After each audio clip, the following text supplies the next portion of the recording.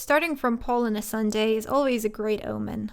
Well, for most drivers, that is. As fans, we are usually eager to see a surprise pole sitter whose team is not part of the absolute frontrunners, someone who has never been there before. Needless to say, however, that holding onto that first position when the checkered flag waves requires an outstanding machinery, occasional luck, a great strategy team, and of course a crafted driver. But who exactly has been the one thus far to claim the highest pole-to-win ratio overall in F1's history? To answer this, we put together a top 10 list of drivers who have regularly managed to translate their quali successes to race victories. We have created 2 separate videos to cover this topic, with this video introducing drivers between 10th and 6th place. You'll find the link to part 2 in the description box below. A few disclaimers before we dive in. This video was recorded after the 2022 season finale, so please bear in mind that upcoming races may alter future rankings. In 2021, sprint results were the ones to make the official qualifying statistics, but as of 2022, all pole positions are registered based on Friday's quali sessions during sprint weekends. Having said that, it is possible to sit on pole administratively, yet not start the race from first grid position, which was the case during the 2022 Brazilian Grand Prix, for instance. This list follows official qualifying statistics in terms of pole-to-win success. Drivers with less than 7 pole positions achieved throughout their careers are not included in the list, as the aim of the video is to show consistent accomplishments. As we all know, there are many factors that play a part in determining race results, and what's more, there are plenty of qualities that make an outstanding racing driver. So please keep in mind that the purpose of this list is most definitely not to unfold the identity of the best F1 driver out there. So let's take a look at the rankings, shall we?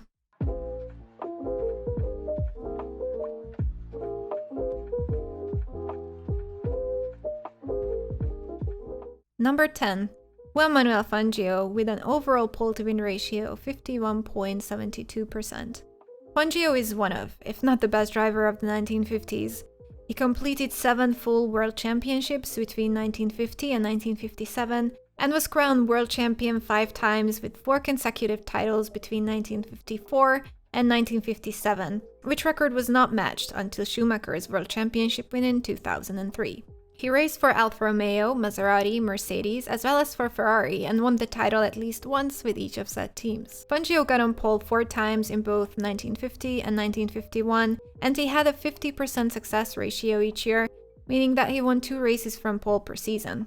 He had his highest pole-to-win ratio of 80% in 1954, and that year proved to be one of the most successful seasons of Fangio's, with no retirements, altogether 6 wins and 7 podium finishes. This was the year when Mercedes re-entered Grand Prix racing for the first time in the post-Second World War era, and after leaving Maserati, the Fangio-Mercedes pairing proved to be almost unbeatable during the rest of the season. Fangio continued to win the title in the upcoming 3 years with a pole-to-win ratio of 67%, 33%, and 75% in 1955, 56, and 57 respectively. He was 46 at the time of his last championship win and decided to retire in 1958. With his unique level of mechanical knowledge and clean driving style, Fangio managed to score points in almost every race he entered, which at the time of significant safety concerns was even more impressive. Number 9. Nigel Mansell with an overall pole-to-win ratio of 53.13%. The Briton joined F1 in 1980 driving for Lotus, and before he achieved his first pole in 1984, Mansell had his fair share of technical failures and accidents with the team. Unfortunately, after grabbing said pole in Dallas, Mansell had to retire from 5th position during the race. Joining Williams offered a great deal of opportunities for Mansell, as he managed to score multiple pole positions as well as race victories between 1985 and 1987. 1986 and 1987 proved to be particularly successful, as he came close to winning the championship both seasons. His pole-to-win success translated to 100% in 1985 and to 50% in 1986. The majority of Mansell's race victories didn't happen from pole in 1987, as he only won 2 races out of 8 occasions when he started ahead of everyone else. The Briton scored 3 poles with Ferrari in 1990, though he could only hold on to first place during one of the following races, namely in Portugal. Mansell rejoined Williams in 1991 and managed to close that season with a 100% pole-to-win ratio. Nothing could beat the following year, however, when he claimed the championship title and closed the season with 14 poles, 9 of which were translated to race victories. Though he left F1 after 1992, the Briton returned for 4 races following Ayrton Senna's passing and managed to get on pole on the final weekend of the season, which he crowned with a race win afterwards. With 31 race victories, Mansell has the second most race wins as a British driver behind Lewis Hamilton. And did you know that he was named Il Leone, i.e. Lion, by the Tifosi? This is the same nickname that is popular up to this day amongst Max Verstappen fans as well. Number 8. Sebastian Vettel with an overall pole-to-win ratio of 54.39%. Sebastian Vettel stands third behind Lewis Hamilton and Michael Schumacher in terms of absolute number of race victories from pole position. The German managed to finish fastest an overall 57 times and claimed 31 of the corresponding race wins. Vettel started his F1 career by replacing Scott Speed at Toro Rosso mid-season in 2007 and managed to score his first pole position in 2008 on the Italian Grand Prix in Monza. He won the following race, and as such he holds the record of being the youngest pole sitter in Formula 1 up to this day, with losing the youngest race winner title only in 2016. The German was promoted to Red Bull in 2009, and after grabbing pole positions in China, Turkey, Silverstone and Suzuka, he closed the championship with a pole-to-win ratio of 75%. He was also the runner-up that year to Jenson Button's Brown GP. During the next 4 years, which is now remembered as the Vettel Red Bull era, the German collected 40 poles, and he was particularly successful in capitalizing on them during 2011 and 2013 as he ended these seasons with a 60% and an 88% pole-to-race victory rate respectively. These years were also famous for granting Vettel with jaw-dropping point advantages ahead of the runner-up. His next Quali success had to wait till the German joined Ferrari in 2015, nonetheless it finally happened in Singapore, and on top of that he won the race the following day. With that one pole, Vettel finished the year with 100% pole-to-win success. It was 2017 when Vettel came the closest to challenge Mercedes driver Lewis Hamilton, and though he started strong, Vettel's results became humbler after mid-season.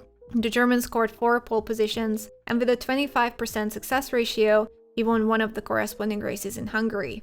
Between 2018 and 2019, Vettel got on pole 7 times, which were followed by race victories only twice in Bahrain and Montreal. As most of you probably know, 2020 was an exceptionally underwhelming year for Ferrari, and for Vettel especially, and with his move to Aston Martin the year after, it seems that the 2019 Suzuka Quali was the last time Sebastian could celebrate a pole in F1. With all that said, it is certain that with an outstanding F1 career behind him, and plenty of statistical records under his belt, Vettel will remain one of the most successful drivers in F1's history. Number 7. Alain Prost with an overall pole-to-win ratio of 54.55%. From one 4-time world champion to another, it's time to look at Alain Prost's impressive 12-year F1 career.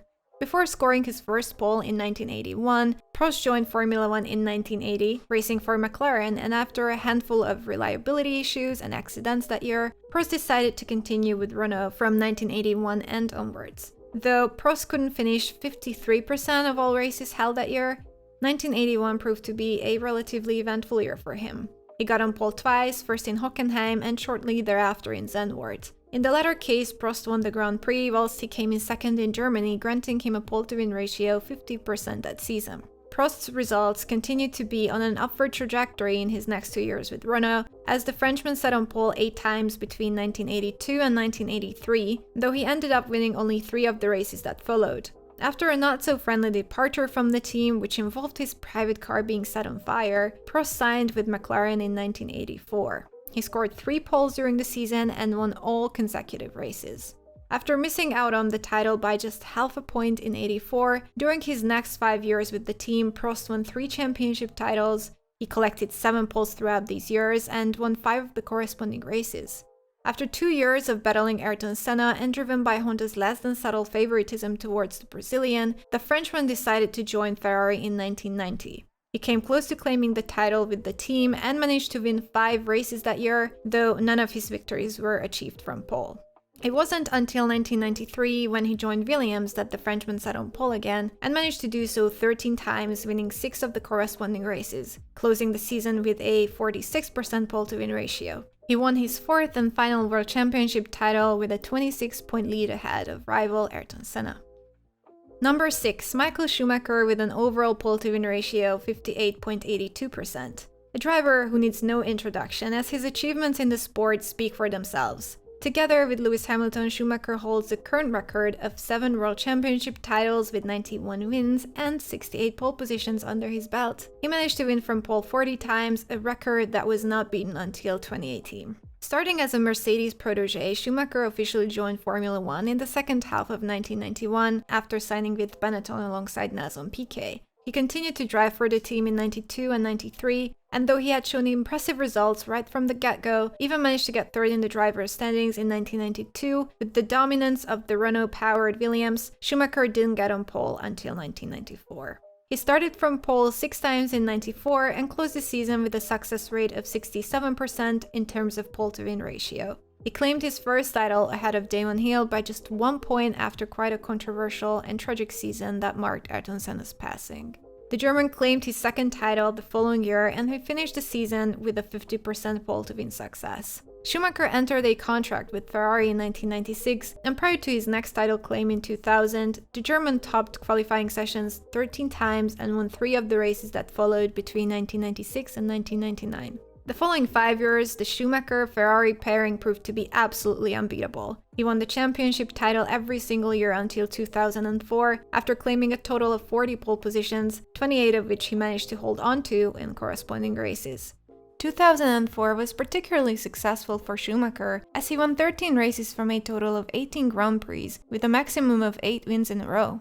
He closed his final championship win with a 34-point advantage ahead of his teammate, and this season made Schumacher a 7-time world champion. The German continued to race for Ferrari in 2005 and 2006, albeit with less luck after regulation changes. His final 5 pole positions were scored during these years, with the German winning 3 of the corresponding races. Schumacher retired for the next 3 years, during which time he acted as Ferrari's advisor. He then came back to his roots and raced for the newly returned Mercedes GP team in 2010 and continued to race for the team until the end of 2012. During his final years in F1, Schumacher didn't get on pole, nor did he win a race, though he's forever remembered as one of the greatest in the sport. His dominance with Ferrari in the early 2000s was truly unprecedented at the time, and one that the team surely treasures up to this day. So who do you think made it into the top 5? If you'd like to find out, make sure to click on the link here to watch part 2 of this video.